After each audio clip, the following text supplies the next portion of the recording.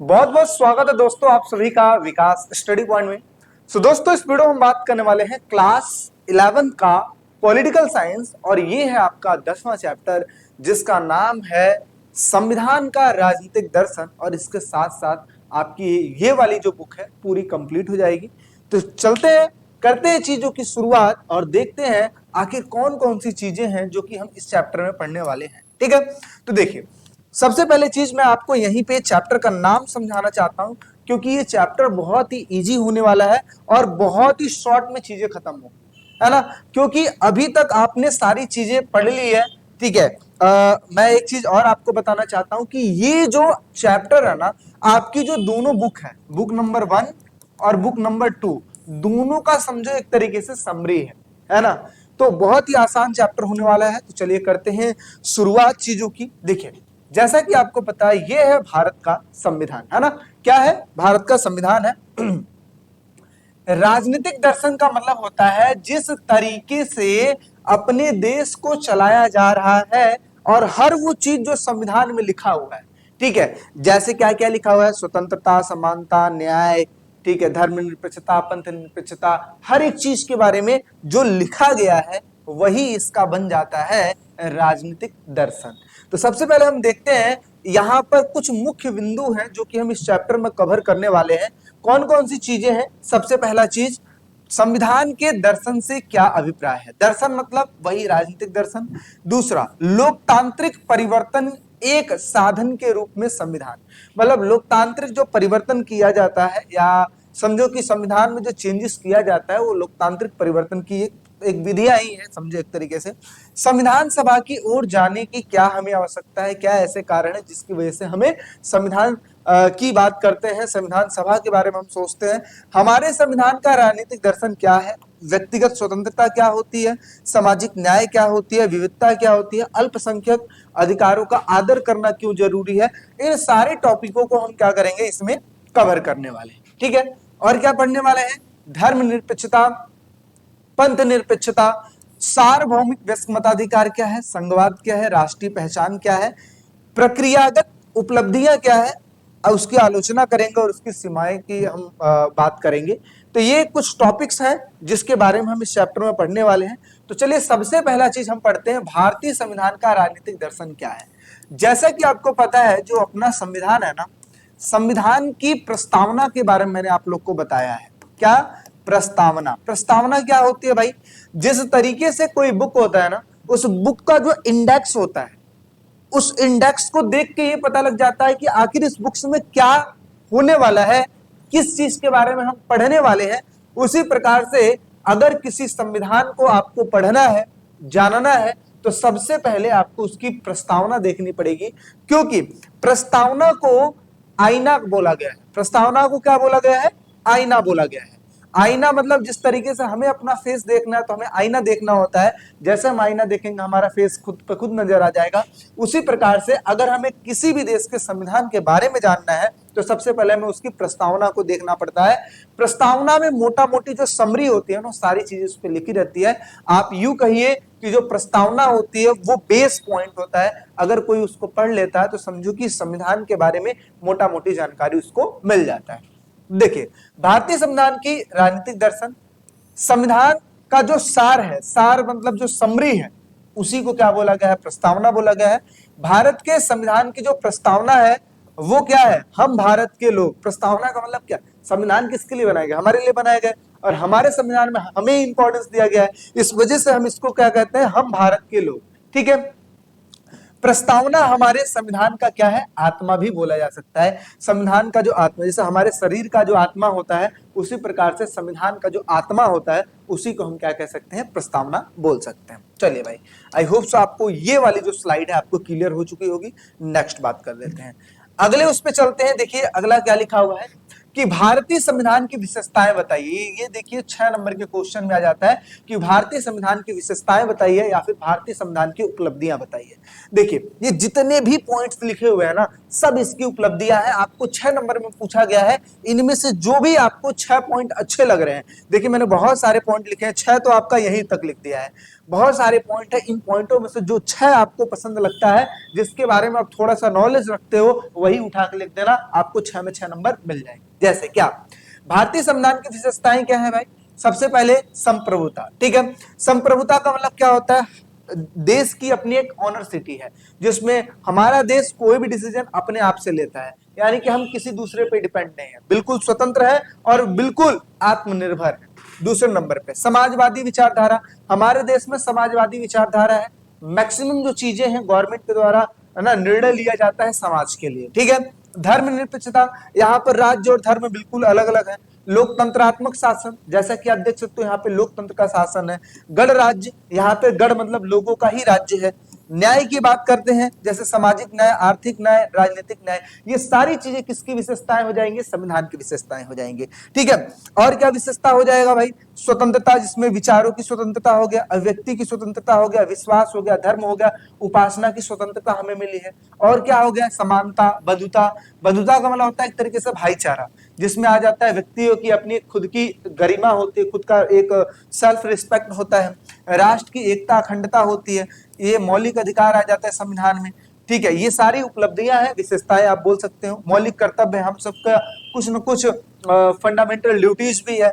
राज्य के नीति निर्देशक सिद्धांत भी हैं। अल्पसंख्यकों के अधिकार का संरक्षण की बात करते हैं, स्त्री पुरुष समानता की बात करते हैं, कमजोर वर्गों का संरक्षण, और साथ ही साथ लोक कल्याणकारी राज्य की अवधारणा भी इसमें स्पष्ट की गई है।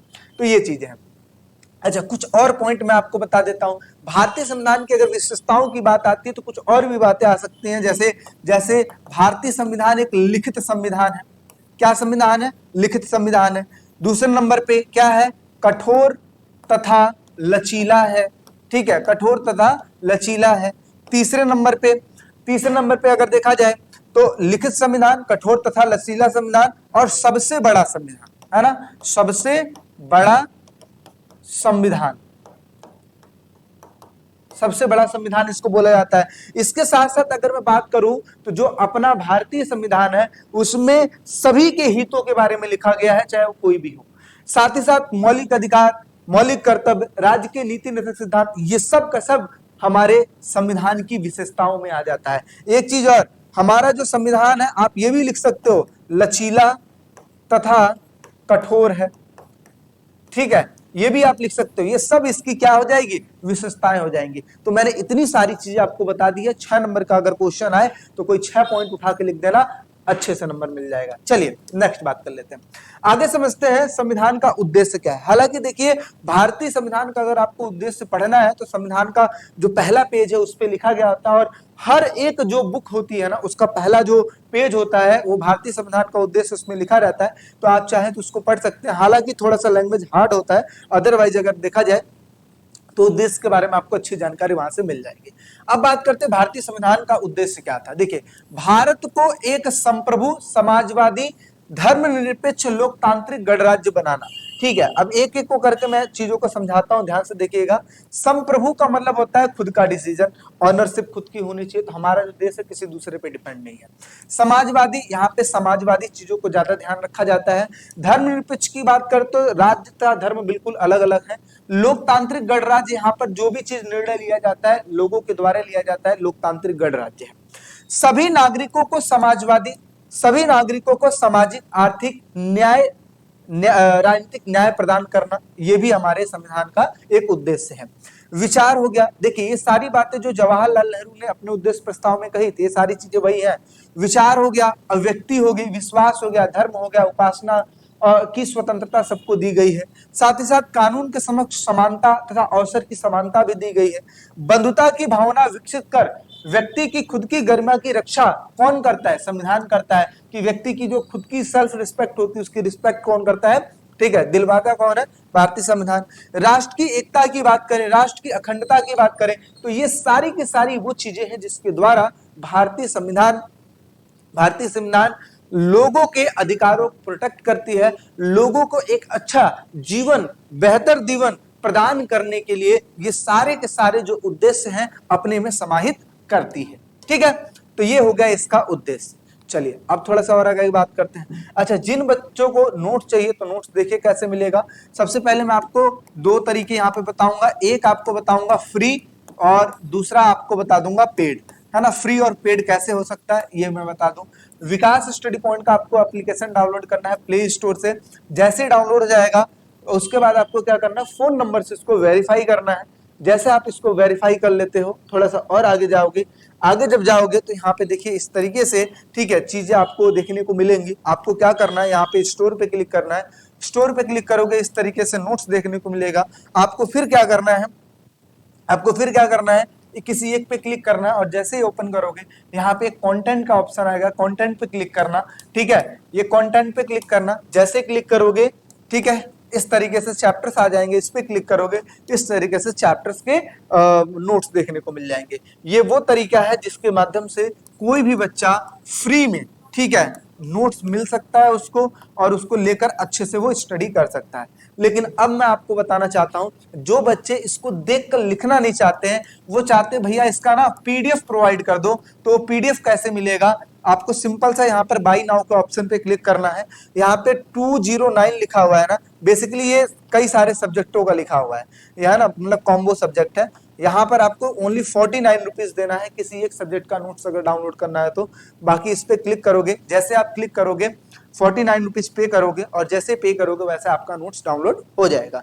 तो ये लिखना ना है, इसके लिए मैं आपको एक सुविधा प्रोवाइड कर रहा हूं, क्योंकि देखो इसके भी चार्जेस होते हैं ना। समझो कि अगर एप्लीकेशन बना है तो सर्वर के चार्जेस, बहुत सारी चीजें होती हैं, इस वजह से ये चीजें। बाकी अगर आपको देख देख के लिखना है तो कोई दिक्कत नहीं, आप देख देख के भी लिख सकते हो। लेकिन ये जो चीजें हैं सिर्फ पेपरों तक का टाइम है, इसके बाद नहीं, ठीक है। चलिए आगे बात कर लेते हैं। अच्छा, जिन बच्चों को ये है कि भैया कॉम्बो में हमें और चाहिए थोड़ा सा बेनिफिट दे देना, तो उसके लिए मैं आपको बता दूं 7011912793 पे आपको क्या करना है, मैसेज करना है। वहां पे आपको कुछ ऑफर्स देखने को मिल जाएंगे, वहां पे चीजें आपको देखने को मिल जाएंगी, ठीक है। चलिए करते हैं चीजों को आगे बात। देखिए क्या लिखा है, हमारे संविधान का राजनीतिक दर्शन क्या है। हमारे संविधान का जो राजनीतिक दर्शन है वो क्या है, ध्यान से देखिए। हमारा जो संविधान है ना, हमारा संविधान व्यक्ति की स्वतंत्रता की रक्षा करता है, विकास के लिए प्रतिबद्ध है। प्रतिबद्ध का मतलब क्या होता है, यहीं पे बता देता हूं मैं आपको। इसका मतलब होता है वचनबद्ध। क्या होता है, वचनबद्ध होता है। हमारे संविधान का राजनीतिक दर्शन क्या है, अभी मैंने आपको बताया। जितनी भी जो वैल्यूएबल चीजें हैं, जैसे कि अधिकार, नागरिकता, लोकतंत्र, समानता, ये वही चीजें हैं, इसी को हम कहते हैं राजनीतिक दर्शन। समझ में आ रही बात। तो हमारे भारतीय संविधान का राजनीतिक दर्शन क्या हुआ, राजनीतिक दर्शन वो चीजें जो राजनीति चलाने में आसानी प्रदान करे। जैसे कि अधिकारियों की वजह से देश को अच्छे से चलाया जा सकता है, लोगों के पास अपने राइट्स रहेंगे तो वो देश में अपना पार्टिसिपेट करेंगे, नागरिकता मिलती है, आप देश के नागरिक हो तो नागरिकता मिलेगी, लोकतंत्र के द्वारा, समानता के द्वारा। तो ये वो चीजें हैं जो हमारे राजनीतिक दर्शन में आती है। देखिए क्या लिखा है, संविधान के राजनीतिक दर्शन से तात्पर्य उसकी जो मूल अवधारणा है, जो मुख्य विशेषताएं हैं, जैसे कि अधिकार, नागरिकता, लोकतंत्र, समानता, ये सारी की सारी चीजें क्या होती हैं, राजनीतिक दर्शन होती है। संविधान में निहित का मतलब होता है जो चीज शामिल है। संविधान में शामिल आदर्श कौन कौन से हैं, जैसे कि स्वतंत्रता, समानता, न्याय, उसके राजनीतिक दर्शन को स्पष्ट करता है, ठीक है। संविधान इस बात पर जोर देता है कि इन मूल्यों को शांतिपूर्ण लोकतांत्रिक तरीकों से क्या करना है, लागू किया जाना चाहिए। यानी कि संविधान इस बात पर बहुत ही ज्यादा प्रेशराइज करता है कि ये जितनी भी चीजें हैं, चाहे स्वतंत्रता, समानता, न्याय की बात हो, चाहे अधिकार, चाहे नागरिकता, लोकतंत्र, समानता की बात हो, हर एक चीज शांतिपूर्ण ढंग से और लोकतांत्रिक तरीके से चीजें लागू हो। आगे बात करते हैं, नीतियां उन्हीं नैतिक तथा बुनियादी मूल्यों पर आधारित हो जिसका उद्देश्य समाज कल्याण हो। यानी कि जो भी चीजें नीति बनाने की बात हो जाए, चाहे कोई भी चीज आप बना रहे हो, तो उसका सिर्फ और सिर्फ एक ही उद्देश्य होना चाहिए, क्या, हमारे समाज का कल्याण। संविधान का मुख्य जो सार है, सार का मतलब होता है जो समरी है, किसमें लिखा गया है, प्रस्तावना में लिखा गया है। तो इसी वजह से कहा जाता है कि हमारा जो प्रस्तावना है, भारतीय संविधान का जो प्रस्तावना है, एक प्रकार का आईना बोल सकते हो। एक तरीके से आईना है जो हमारे संविधान का, एक तरीके से आत्मा है हमारे संविधान का, है ना। चलिए, प्रस्तावना हमारे संविधान की एक आत्मा मानी जाती है। नेक्स्ट बात कर लेते हैं। अब देखिए अगला है, हमारे संविधान का राजनीतिक दर्शन क्या है।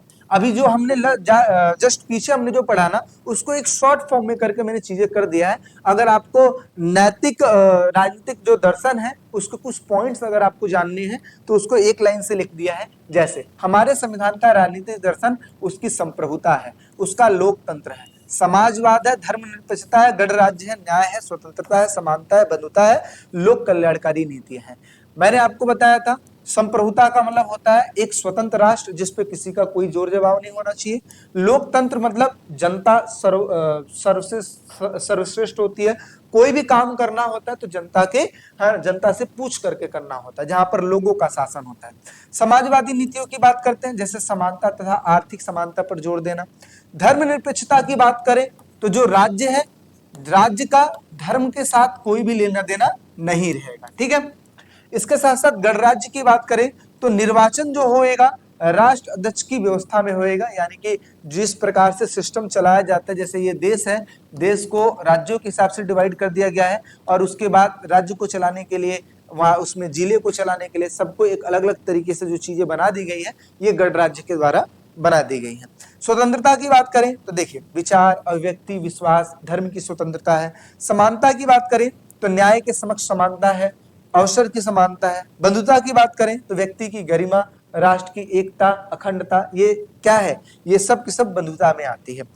लोक कल्याणकारी राज्य की स्थापना करना, ये सब का सब चीज क्या हो जाएगा, हमारे संविधान का राजनीतिक दर्शन में आ जाएगा। तो इसको मैं दो तरीके से समझाने की कोशिश किया हूं, एक इस तरीके से, दूसरा इस तरीके से। आपको जो भी अच्छा लगे वो चीज आप लिख सकते हैं। चलिए थोड़ा सा और आगे बढ़ते हैं। अब एक ऐसा पॉइंट, ठीक है, जिसका जो लिखा हुआ है प्रक्रियागत उपलब्धि। प्रक्रियागत उपलब्धि क्या है, इस चीज को समझते हैं। सबसे पहले इसका मतलब समझते हैं, इसका मतलब क्या हुआ। जब कोई जो लक्ष्य बनाया गया है, जब कोई लक्ष्य नियमों, विधियों या फिर तय प्रक्रिया के अनुसार पूरा किया जाए तो उसी को हम क्या बोलते हैं, प्रक्रियागत उपलब्धि बोलते हैं। जैसे अभी आपको जैसे आप लोग 11th क्लास में हो, पेपर भी आ चुका है, ठीक है। अब आप क्या कर रहे हो, अब आप तैयारी कर रहे हो, तो तैयारी करने के लिए आपको क्या करना चाहिए, सिंपल सा एक लक्ष्य डिसाइड करना चाहिए कि 11th क्लास में मुझे 90 प्लस या 80 प्लस या 99 या 100 या जो भी है, इतना मुझे लेके आना है। तो ये आपका क्या बन गया, आपका टारगेट बन गया। इसी टारगेट के हिसाब से आप क्या डिसाइड करोगे, नियम बनाओगे। क्या नियम, मुझे कितना स्टडी करना है, कितने घंटे स्टडी करना है, कैसे स्टडी करना है, इसकी जो पूरी प्रक्रिया आप बनाते हो और इस लक्ष्य को जो प्राप्त करते हो, इसी प्रक्रिया को प्रक्रियागत उपलब्धि कहा जाता है। सिंपल था, जब कोई लक्ष्य नियमों, विधियों तथा तय प्रक्रिया के अनुसार पूरा किया जाए तो इसी को हम बोलते हैं प्रक्रियागत उपलब्धि। जैसे हमारा जो संविधान है, इसमें भी ये कॉन्सेप्ट लगाया गया है। जैसे भारतीय संविधान का निर्माण संविधान सभा के द्वारा किया गया था, लोकतांत्रिक प्रक्रिया के द्वारा किया गया था और इसी वजह से इसी को हम प्रक्रियागत उपलब्धि कहते हैं।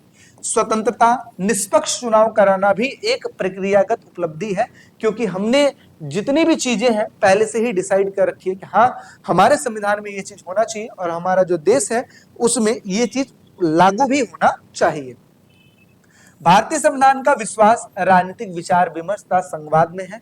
मतलब देखिए, भारतीय संविधान का जो विश्वास है किस चीज पे है, कोई भी निर्णय लिया जा रहा है तो विचार विमर्श के द्वारा लिया जाए, संवाद यानी कि कम्युनिकेशन के द्वारा लिया जाए।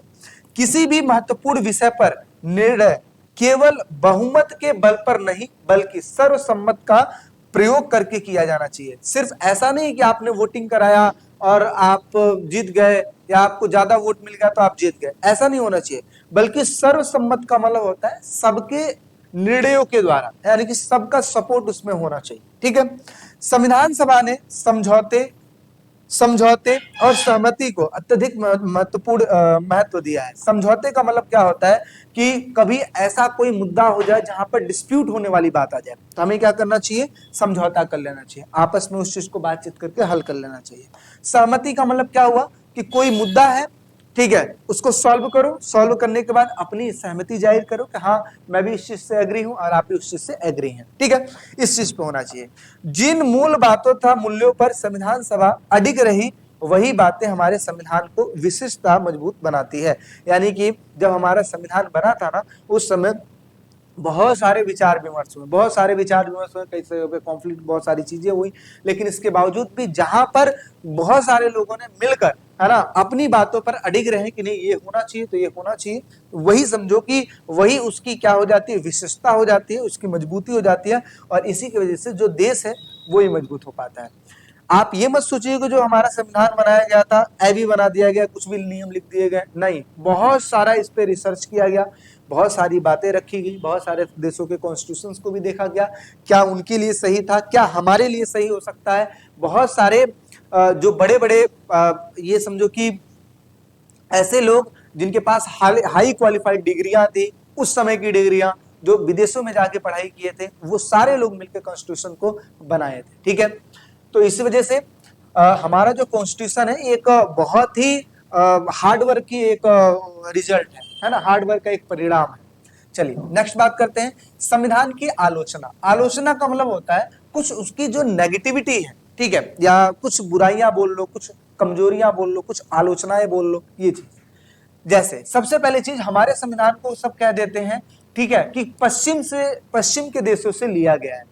ठीक है, हमारे कॉन्सेप्ट को, हमारे देश के जो भी चीज कॉन्सेप्ट था, कुछ प्रावधान ऐसा था कि हमने विदेशों से लिया, ठीक है, लेकिन हमारे उस कंटेंट को लेने का सिर्फ मतलब इतना था कि सिमिलरिटी बनाना, मतलब दूसरे देशों के साथ अपने संविधान को मेल करना, ना कि ये था कि इसको आप कुछ और वे में लेके जाओ। समझ में आ रही चीजें? तो पश्चिम देशों के संविधान से लिया गया है, तो इसकी ये आलोचना कुछ लोग मिलकर आलोचना कर देते हैं कि भाई ये तो पश्चिम के देशों से लिया गया है, हालांकि इसका उद्देश्य कुछ और ही था। दूसरे नंबर पे, संविधान के निर्माण में सभी समूहों के प्रतिनिधि उपलब्ध नहीं थे। इसका मतलब, जैसे आपको पता है हमारे संविधान जब बना गया था तो अप्रत्यक्ष विधि यानी कि इनडायरेक्ट मेथड के द्वारा चुनाव किया गया था, जिसमें 389 लोगों का चुनाव किया गया था, और अंतिम रूप से 284 लोगों ने मिलकर उसका हस्ताक्षर किया था। तो कहा जाता है कि इसमें सभी लोगों का ना पार्टिसिपेशन का एक मौका नहीं मिला, क्योंकि 10 लाख लोगों पर ना एक व्यक्ति 10 लाख लोगों पर एक व्यक्ति को चुना गया था। तो आप समझ सकते हो किस तरीके से चुना गया था। तो ये भी एक आलोचना की बिंदु हो जाती है। अगला क्या है, हमारा जो संविधान है बहुत बड़ा संविधान है, बहुत लंबा संविधान है, ठीक है, जिसमें पहले 395 अनुच्छेद थे, 22 भाग थी, 8 अनुसूचियां थी। आगे चल के 106 संशोधन किए गए, आगे चल के 448 अनुच्छेद हो गए, 25 भाग होंगे, 12 अनुसूचियां हो गई। ठीक है, अनुच्छेदों में चेंजेस होते रहते हैं, तो आप उस तरीके से देख भी सकते हैं। आगे, भारतीय परिस्थितियों के अनुकूल नहीं है। कई बार ऐसा भी होता है कि भारतीय परिस्थितियों के अनुकूल नहीं है। क्यों नहीं अनुकूल है?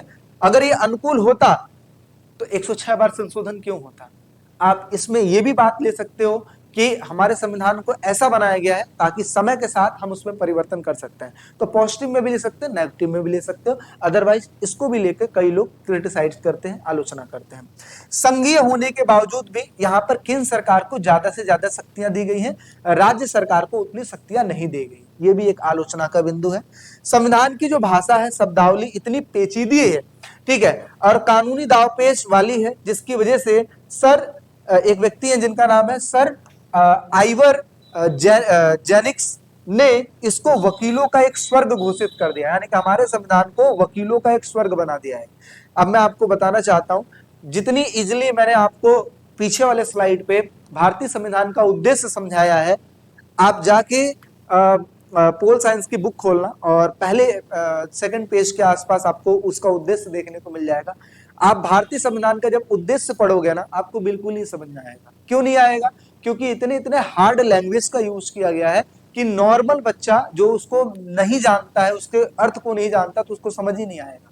समझ में आ रही बात? क्यों? जैसे वकीलों की बातें नहीं समझ में आती, उसी प्रकार के कॉन्स्टिट्यूशंस में जो कुछ लैंग्वेज हार्ड तरीके से लिखे गए हैं वो भी समझ में नहीं आता है। इसी वजह से सर आइवर जेनिक्स जो थे, इनको संविधान को क्या बोल दिए है? वकीलों का स्वर्ग बोल दिया। क्यों? क्योंकि इसको वही पढ़ सकते हैं। समझ में आ रही बात है? तो ये कुछ आलोचना की बिंदु है। नेक्स्ट बात कर लेते हैं। अगला क्या लिखा है? संविधान में दिखने वाली मुख्य सीमाएं क्या है? सीमाएं मतलब उसकी जो कमजोरियां हैं। क्या कमजोरी है? पहला, केंद्र सरकार को अत्यधिक शक्तिशाली बना दिया गया है। राज्य सरकारों को सीमित स्वायत्तता दी गई, यानी कि उतनी शक्ति जो कि राज्य सरकारों को नहीं दी गई है उससे कहीं ज्यादा शक्ति केंद्र सरकार को दे दी गई है। संविधान में अस्पष्ट तथा जटिल भाषा है। अभी मैंने आपको बताया कि यहाँ की जो भाषा है बहुत ज्यादा जटिल है। संविधान बदलने की कठिन प्रक्रिया है, इसी वजह से भारतीय संविधान को क्या बोला गया है, लचीला तथा कठोर बोला गया है। ठीक है, कठोर संविधान बोला गया है। ठीक है, आगे समाजवादी धर्मनिरपेक्ष सिद्धांतों का एक अधूरा, ठीक है, पालन इसमें किया गया है। क्यों? क्योंकि पूरी तरीके से समाजवादी और धर्मनिरपेक्ष के जो सिद्धांत है पूरी तरीके से देश में लागू नहीं हो पाते। न्यायपालिका की सक्रियता में एक तरीके से संतुलन नहीं है, इसमें भी कुछ न कुछ, ठीक है, बिगड़नापन है। जैसे अगर मैं कहूँ कि कई समय में ऐसा भी देखने को मिल जाता है कि न्यायपालिका स्वतंत्र रूप से अपना डिसीजन भी नहीं ले पाती है। ठीक है, अधिकतर हमने कब देखा था, 1975 में देखा था, आपातकाल जब समय लगाया गया था।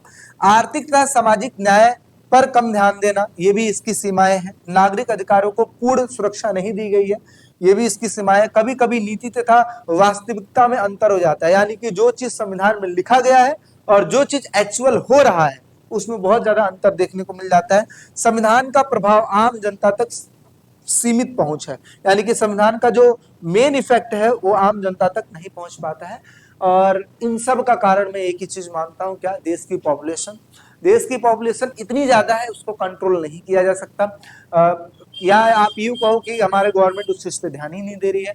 देश की पॉपुलेशन कम होनी चाहिए, अगर चीजें कम है तो जो भी नियम बनाए गए हैं उस चीज को अच्छे से एग्जीक्यूट किया जा सकता है। देश की पॉपुलेशन बहुत ज्यादा रहेगी तो कुछ भी नहीं कर पाएंगे। जिस तरीके से आप देखते हो ना कि मेले का जब समय होता है, दशहरा का टाइम होता है, किस तरीके से रोडों पर लोग आ जाते हैं, उस समय भीड़ को कंट्रोल नहीं किया जा सकता। उसी प्रकार से देश में जो नियम कानून है किस तरीके से लागू किया जाए, कैसे लागू किया जाए, ये नहीं हो पाता है because of population. Population control रहेगा तो चीजें ये हो पाएंगी। ठीक है, चलिए नेक्स्ट बात कर लेते हैं। अब एक लास्ट टॉपिक है, इसके बाद ये चैप्टर ओवर आ जाएगा। सारांश। सारांश का मतलब जो भी हमने स्टार्टिंग में पढ़ा ना उन्हीं के ऊपर एक सारांश है। जैसे भारतीय संविधान के दर्शन से क्या अभिप्राय है, उसके मूल्यों से रिलेटेड है, यानी कि संविधान का जो सिद्धांत है, संविधान का जो लक्ष्य है उनसे रिलेटेड होता है। लोकतांत्रिक परिवर्तन का एक साधन के रूप में संविधान, इसका मतलब क्या होता है कि समाज तथा शासन में शांतिपूर्ण बदलाव की एक रूपरेखा है, यानी कि लोकतांत्रिक परिवर्तन के एक साधन के रूप में संविधान। इसका मतलब कि एक लोकतंत्र देश को चलाने के लिए संविधान की बहुत ज्यादा इंपॉर्टेंस होती है, और संविधान ऐसा होना चाहिए जो परिस्थितियों के हिसाब से अपने आप को ढाल ले। अगला, संविधान सभा की ओर जाने की आवश्यकता क्यों है? इसलिए जाने की आवश्यकता है क्योंकि स्वतंत्रता संपूर्ण संविधान बनाने के लिए हमें किसकी जरूरत होती है, संविधान सभा की, जो कि ऑलरेडी हो चुकी थी और उसके द्वारा संविधान बनाया जा चुका था। ठीक है, और अभी भी जो संशोधन होते हैं उसके लिए संविधान सभा की जरूरत होती है। हमारे संविधान का राजनीतिक दर्शन क्या है? लोकतंत्र है, न्याय है, स्वतंत्रता है, समानता, इन चीजों पर आधारित है। व्यक्तिगत स्वतंत्रता क्या होती है? व्यक्ति का अपना खुद का विचार होना चाहिए, और कार्यों की स्वतंत्रता व्यक्तिगत स्वतंत्रता में आती है। सामाजिक न्याय क्या है? जैसे कमजोर तथा पिछड़े वर्गों को अत्यधिक सुरक्षा देना, ये इसकी सामाजिक न्याय की बात हो जाती है। विविधता तथा अल्पसंख्यक अधिकारों का आदर, जैसा हमारा जो देश है एक विविधता है, यहाँ पे बहुत सारे संस्कृति के लोग हैं, बहुत सारे वैरायटी के लोग हैं, और अल्पसंख्यक अधिकारों का यहाँ पर आदर करने के लिए संविधान में कंटेंट लिखे गए, जैसे सभी धर्म, भाषा, संस्कृति का सम्मान किया जाना चाहिए। ठीक है, धर्मनिरपेक्ष पंथ निरपेक्ष क्या है? जो राज्य है, राज्य का धर्म से कोई भी लेना देना नहीं रहेगा, ये है धर्मनिरपेक्ष। ठीक है, सार्वभौमिक वयस्क मताधिकार क्या है? जो भी व्यक्ति 18 वर्ष से ऊपर है उनको वोट देने का अधिकार सार्वभौमिक वयस्क मताधिकार कहलाता है। संघवाद क्या है? केंद्र और राज्य सरकारों के बीच जो शक्तियों का संतुलन बनाया गया है कि केंद्र सरकार देश के लेवल पे काम करेगी, राज्य सरकार राज्यों के लेवल पे काम करेगी, तो इसी को कहते हैं संघवाद। राष्ट्रीय पहचान क्या है? जैसे एकता तथा देशभक्ति की जो भावना है वही राष्ट्रीय पहचान होती है। प्रक्रियागत उपलब्धि क्या है? संविधान में स्थिर तथा व्यवस्थित शासन सुनिश्चित किया जाना चाहिए, यानी कि एक ऐसा लक्ष्य जो कि प्रक्रिया के द्वारा, ठीक है, स्टेप बाय स्टेप विधि के द्वारा प्राप्त करना ही प्रक्रियागत उपलब्धि कहलाती है। आलोचना की बात करें, जैसे केंद्र सरकार को अधिक शक्ति दे दी गई है, जटिलता कुछ चीजों में रखी गई है, जैसे भाषा की जटिलता है, बदलाव में कुछ कठिनाइयां भी है, जैसे विशेष बहुमत की जरूरत पड़ जाती है। सीमाओं की बात करें, जैसे सामाजिक, आर्थिक, सुधारों में सीमित प्रभाव तथा अल्पसंख्यकों की पूर्ण सुरक्षा ना होना। कई बार ऐसा हो जाता है कि सामाजिक आर्थिक सुधारों में एक सीमित प्रभाव, आप यूं कहो कि जो भी बातें संविधान में बनाई गई है, लिखी गई है, वो देश के लिए जरूरी तो है, लेकिन कई बार ऐसा हो जाता है कि जो नियम बनाए गए हैं एक्चुअल में वो अच्छे से एग्जीक्यूट नहीं हो पाते और अच्छे से वो दिखाई दे नहीं पाते हैं। जो गवर्नमेंट की योजनाएं हैं वो जनता तक नहीं पहुंच पाती है। तो इस तरीके से ये टोटल अपना जो चैप्टर है पूरा का पूरा कंप्लीट हो गया। ठीक है, पहली बुक पूरी कंप्लीट हो गई, दूसरी बुक ऑलरेडी मैंने करवाई दी है। तो इस तरीके से पूरा चैप्टर खत्म। और अब इसके बाद जो वीडियो आएगी वो आएगी सैंपल पेपर के ऊपर, ठीक है, और इंपॉर्टेंट क्वेश्चन के ऊपर। आई होप से चीजें अच्छी लगी होंगी। अगर जो भी बच्चे क्रैश कोर्स करना चाहते हैं तो विकास स्टडी पॉइंट का एप्लीकेशन जरूर डाउनलोड करें, वहां पे चीजें आपको मिल जाएंगी। ठीक है, चलिए फिर मिलते हैं एक नेक्स्ट वीडियो में। अभी के लिए फिर take care, bye bye. Channel पे नए हैं तो लाइक शेयर सब्सक्राइब जरूर करें।